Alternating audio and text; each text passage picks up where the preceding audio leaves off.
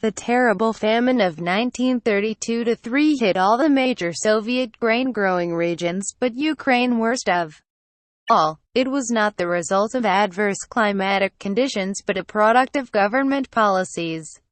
This is, in fact, the case with many famines, as Amartya Sen pointed out in his classic study, Poverty and Famines, 1981, though the deaths generally occur because of administrative mismanagement and incompetence rather than an intention to murder millions of peasants. The Soviet example is unusual, in that Stalin is often accused of having exactly that intention. The famine followed agricultural collectivization at the end of the 1920s, a formally voluntary process that was in fact coercive in its implementation. Along with forced-pace industrialization, it was part of a package of breakthrough modernization policies launched by Stalin in the first phase of his leadership.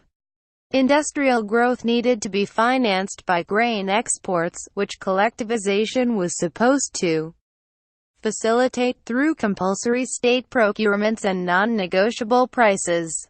The problem was how to get the grain out of the countryside. The state did not know how much grain the peasants actually had, but suspected, correctly, that much was being hidden. An intense tussle between the state's agents and peasants over grain deliveries ensued. Review, Gulag by N. Applebaum. Read more. That is a brief version of the rational account of collectivization, but there was an irrational side as well. The Soviet leaders had worked themselves and the population into a frenzy of anxiety about imminent attack from foreign capitalist powers.